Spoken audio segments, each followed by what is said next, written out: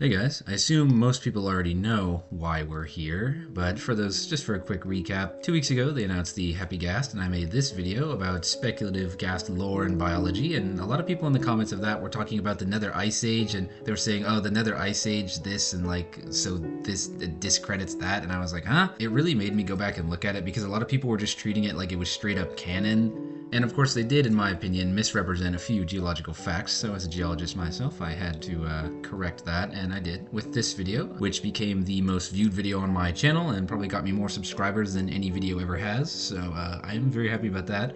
And I thought that was all well and good.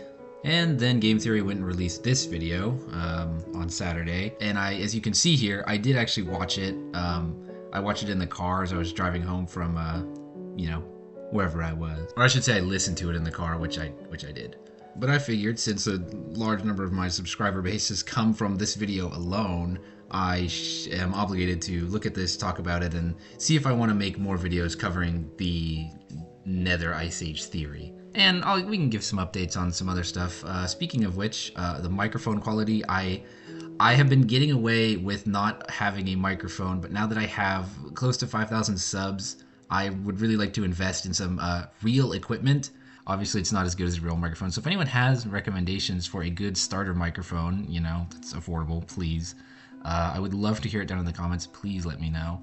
I did have a different video planned out for Monday that, as of the time of recording this, is probably about 70% complete.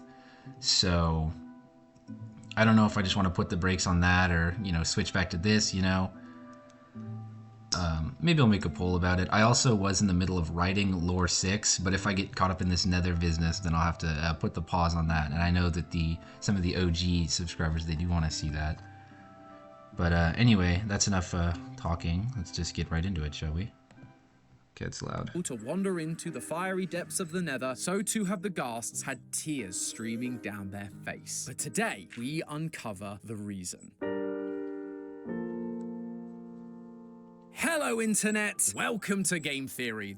Honestly, before we even start that, all of this stuff here with like these just that transition right there with the like this book and the shovel coming down and all the like these stuff moving around. There were some comments on the last video asking why I don't use transparent background images or, you know, like cut out PNGs like this and do these nice little animations. To come 100% clean, I don't actually know how to do this. And again, it's also a question of time, really. You know, I have limited time to work on my videos outside of, you know, everything else that I have to do. Maybe in the future I'll devote some time to try and learn how to do that, but right now I don't know how to do that. And you know what's really easy?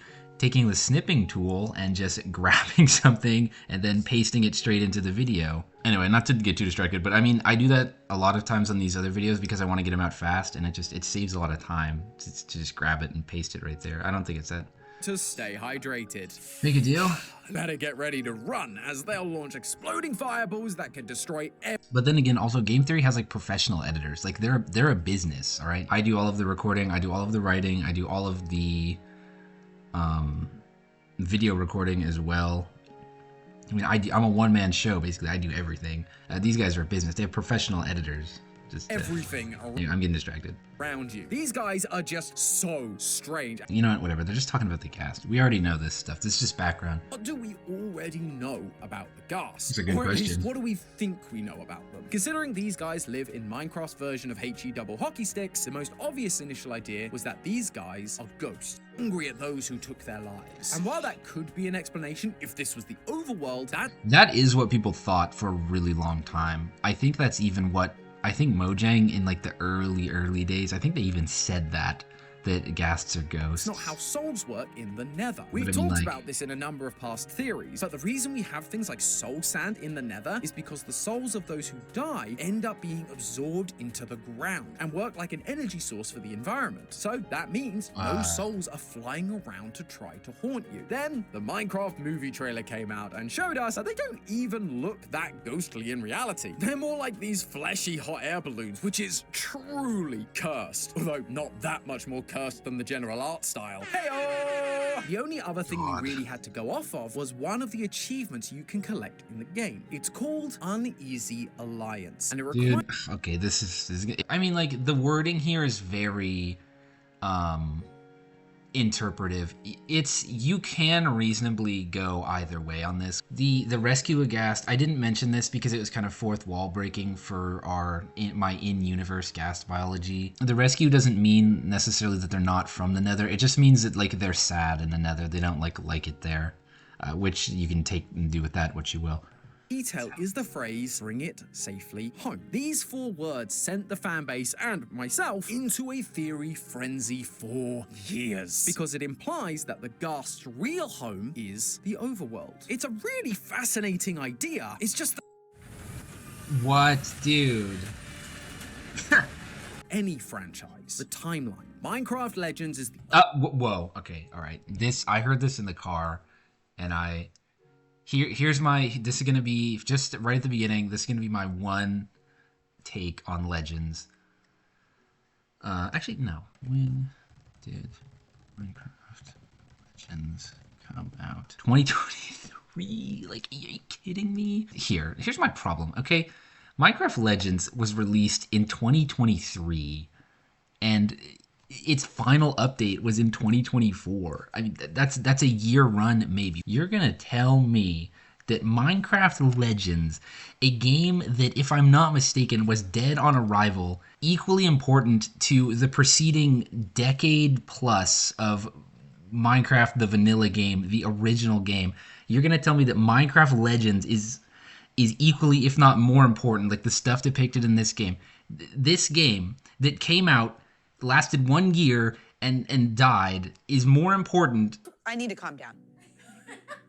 Everything's fine. Amanda. I'm an adult. Because really, to me, it just feels like a massive retcon, and it's like a retcon for what? It's like adding another movie to a film franchise that doesn't need another movie, and they retcon some stuff out of the original movies that are good, and it's just like a trash installment. It's like the Minecraft Legends is the Star Wars sequels of the Minecraft IP. Look, okay, I don't need to keep explaining. That's my take on Legends.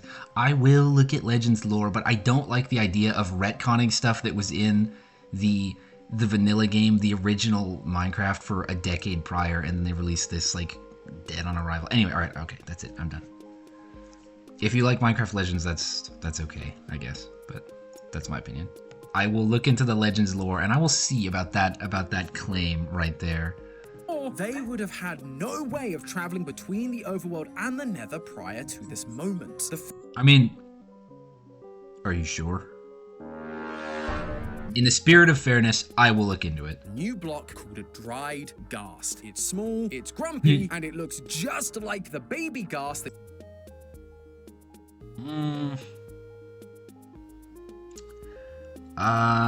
Disagree, honestly. See, because the baby ghast, wait. That you could have as a companion in Minecraft dungeons, which... So you're telling me that the baby ghast was friendly? I mean, that's interesting, isn't it? But they shoot fireballs in the cutscene, so I've heard, a lot of the problem with Minecraft's lore is there were comments about this as well, as I think that we're trying to break this down based upon, you know, logic and science, and really it's just someone in Sweden going, hey, wouldn't it be cool if... I'll take this time to respond to something that someone said in the comments. They were talking about, you know, the dried gas being found next to bones. How could it be a complete coincidence that they're always found next to bones, even though they're not related, which is something I said in my biology video. And you know what, sir? You are correct. It's unlikely that would be just a coincidence. I saw another comment that I think would fit into what I said in the biology video, where the ghast tier is able to, it could like manifest and generate a new ghast like frame basically out of the fossil material, which is something that's cool. I think that's certainly possible. I think that sounds cool. You know, I like that idea. Snowballs. Clearly, water. Why is everybody putting Dude, like it's 2010? Are you kidding me? And it's pie. Oh my god. Get away from me. Enough. It would be cool if you had to feed it snowballs to make the happy ghast, because I would like to have just a ghastling floating around and have it be a ghastling forever. Wouldn't that be cool? That contradicts what I've just been saying about the ghast not being from the overworld, but instead being a Nether native. The Nether has no water whatsoever. In fact, it's so hot That's not true. It's in the atmosphere. that the water completely evaporates. Yeah, it evaporates, not destroyed. And this idea stemmed from the presence of basalt in the Nether, a block that can only be created when a lava source meets both soul soil and blue ice. Therefore, ice must have existed at some point in the Nether in order for the basalt deltas to form. Not only that, but the streaky texture of soul soil looks remarkably similar to the texture we see on rocks and soil in our world after glaciers have... Don't do... No. I don't need to talk about that again. I already did. If you're somehow first time watcher on this video, go watch that. But the basalt, the problem with the basalt is really like, I mean, like the game mechanics versus real life, I can't necessarily disprove that. The soul soil ice combination, you know. I just want to interject real quick with this thought that I had in the edit. But as far as basalt requiring soul soil to form, I mean, we have geodes. They're made of basalt, smooth basalt, you know, different type, but still basalt. No soul soil in the overworld. Just I'm not prepared to say anything more than that. Just food for thought. Once again, implying that there was an ice and or water source at some point in the Nether's soul sand valleys. And would you like to take a guess as to where the ghasts spawn in the Nether? Yep, the basalt deltas and the soul sand valleys. I mean, don't they also spawn in the Nether wastes, don't they? It's weird that they don't spawn in the forests. There's something there to be speculated on. I'm not prepared to do that at this like just spontaneously. A lot of people were saying this under the original video. A lot of people said it under my video, and maybe some people will say it under this video. The greenhouse gas. Hold on. Let me just back up a second. And bastions in order to conquer more worlds, heating up the atmosphere through greenhouse gases. See that. A lot of people have said that that's not how greenhouse gases work. I mean, it kind of isn't, because so sunlight will come through and basically, so the sun is emitting radiation to the earth, but then the earth is absorbing that and emitting infrared, and it's the infrared that's getting emitted back up, that's getting trapped and bounced back to contain. So there's less outgoing infrared than there is incoming. That's a really brief explanation, but I mean, it's kind of how greenhouse gases work. I don't know if they would play such an important role inside of a cave. Because I mean, you're inside a cave and the I guess the greenhouse gases would help. And by greenhouse gases, really the most important greenhouse gas that would be in the Nether, if we're gonna go with that, is the water vapor. Because water vapor is an excellent greenhouse gas. The CO2 from the furnaces, I mean, I don't know about that. But it depends how, because you can't cherry pick science, I guess, really, because if you want to go that way, you say the piglins had emitted CO2 from their industry and their furnaces, I mean, it's cherry picking science, in my opinion, because if you're going to say that, sure, but you know what else is also emitting way more like heat and way more gases than any other furnace ever could? Probably the lakes of lava on the bottom of the Nether are going to do more, are going to be releasing more gas than any industry ever could. The greenhouse argument, it just couldn't be the main factor. Let's say the Nether was Ice Age.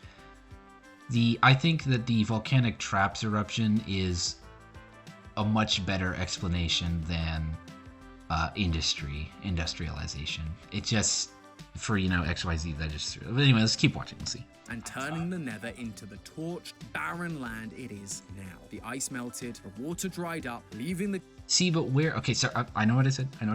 But, so how does industry cause the lava? Like, there's lava everywhere. So the greenhouse gas alone made all of this lava come out of everywhere. Like, see, I don't know, man. What are you talking about? I don't buy it. I just don't buy it. Without a war. By bringing it to the overworld, we have rescued it from its suffering and brought it to a more forgiving climate. The elder karaoke. Okay. Wow.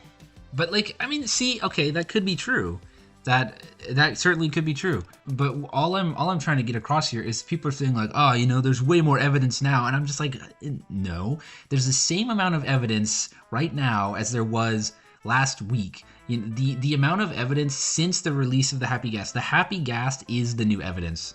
The amount of evidence of the past 2 weeks is exactly the same. There is no new evidence. There is just the same evidence explained in different ways. Could this be true the way they're explaining? It certainly could be, but it's not like guaranteed, It's just a theory. No, I'm not going to do it. What they're about to talk about, this is the part that I thought about the most when I was listening to it for the first time. I like what they're about to say, but we'll go through it again right now. So here, I'll put this image up in editing, but I'm looking at this basically. Updated terrain generation. So if we're going to say that basalt takes soul soil and blue ice, you would think that all of the basalt generated would have to be in the soul sand valleys, and since the soul sand valleys don't cover all of the nether, if it's a key component of basalt delta formation, then they would be next to each other. And so if we look at the nether generation, we can ask, are they?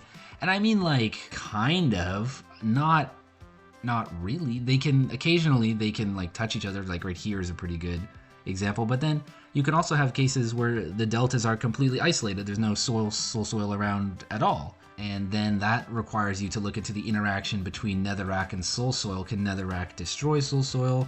Can soul soil blow away? Can it be destroyed? Can it be? So it's like it's complicated. It's more, if you really want to get the most accurate guess, you have to do a lot more deep thought than just, soul soil plus ice and basalt, so therefore slam dunk. I mean, it's possible. It's still possible. There's decent evidence for it, but you really have to think about that. Discovered that the fossil structures were a perfect match for giant prehistoric sniffers that existed years before the ancient builders came to the Nether and took... I have not watched this video. I've not watched that steal the egg video, but that I will look into that. But for now, I will buy that. See, before we go with the ancient builders again, I mean, we forget with the ancient builders. The problem is all the Minecraft stuff. It doesn't have to all be connected to itself. There can be different stuff going on. The ancient city doesn't have to be connected to the stronghold, to be connected to the villages, to be connected to the woodland mansion. They don't all have to be all part of the same main epic. I mean, if you look at real world history, the Aztecs didn't even know that the Vikings existed, okay? And it's like, maybe they did. I could be about to get fact checked, but that's just you get what I'm getting at. It doesn't have to be connected. There can be different civilizations that never interacted. The lore doesn't have to all fall under one like sacred timeline. That's just... Anyway. These adorable baby ghasts were in TurboTax free edition. Okay, there's a lot of ads in this video. I don't know. I just think the idea of the warped forests and the Crimson Forests emerging post-extinction is just a little bit more likely. It seems, just to me. Thylacoleo, also known as the marsupial lion, was believed to originally be a herbivore. I had a project on Thylacoleo in one of my archaeology classes because they got these big old like side chompers. This is a tooth. It's just like a big plate in the back of their mouth, just like a bolt cutter basically, but for your head. Pretty wild. But as the land of Australia became more... So they have this ghast. The only reason they're alive is because of the ghast tier. But I mean, this still... So then, like, how are they shooting fireballs if they're adapted this now? See, there's a lot of problems here with any of the theories that we've talked about. The baby ghasts were constantly in pain, trying desperately to survive the harsh climate. And eventually, they would become nothing more than a dehydrated block. Easy pickings. But while picking off weakened ghastlings... I think it would be... I think that's sure. If we want to go with this, I think what would be more accurate is they're not going to just crunch on this little like gobstopper. They would probably be hunting down ghasts that are in the process of dehydrating, and like, because if these creatures are again used to the previous nether environment, they're probably going to be at this stage looking for water, and the ghasts are pretty... I think it's fair to assume that ghasts are squishy. I would think so. You let me know if you agree with that. But I think this is basically like a sponge cake, honestly. Like, so if you're used to this lovely environment, and then so the ghast would be a good source of water, an excellent food source. So the sniffer could feast on this and like soak up their water, but maybe, and it just like dries them out into a little husk, which is funny. So it's like a sponge. Basically, you're eating a sponge to get the water. It's interesting. I think that's pretty cool. I like the idea of that. These are saying they're from the Nether. So, okay, fine. But if we think about that, they're adapted to an icy climate. Sure, they're barely hanging on just from their regenerative ability. How did they shoot fireballs? Are we going to talk about that in the last, 52 seconds? Let's see. Barren wasteland, where the water is gone. Their mere existence is pain, and even the herbivores are trying to eat them. All thanks to the piglet and their selfish... No, see that part? No. But the sniffer part and the ghast, suffering in a climate they're not adapted to, I agree with that. ambition to go to war. Now, after all these years of suffering, all the ghasts have to show for it are the remnant tear tracks on their faces, because they ran out of tears to cry. The water is far too valuable to waste. Instead, they attack anyone who they see as a threat to their already challenging survival. That's just a theory. A game theory! I buy some of that. I would like to, God, there was a lot of ad slots in there. I don't know how long this video is going to be. Just for the record, the OBS has been running for 51 minutes, so I'm going to cut this down. I wonder how long that's actually going to end up being. In conclusion, the new evidence presented here is actually none, actually. I will give some credit to the argument of because there's no way to tell 100%. I'll give credit to the argument of the ghast being sad and maybe having adapted from the ice climate. I think it's a reach. It's possible. It's like on the table because of the game mechanics of the Soul. The Ice Age can't ever be 100% off the table. It's certainly a possibility. I would have liked to know how they would account for the ghast shooting fireballs, or maybe a little bit more of why it's aggressive. They kind of just like hand swiped that at the very end there. Because really, the objectively best theory will have an explanation for every feature. I mean, this doesn't have an explanation for everything. Mine didn't have an explanation for everything. So there is a theory out there that has yet to be made. So I'll be thinking about it. Let me know what you guys think in the comments. Yeah, I don't know. Yeah, that's it. Thanks for watching. Till next time.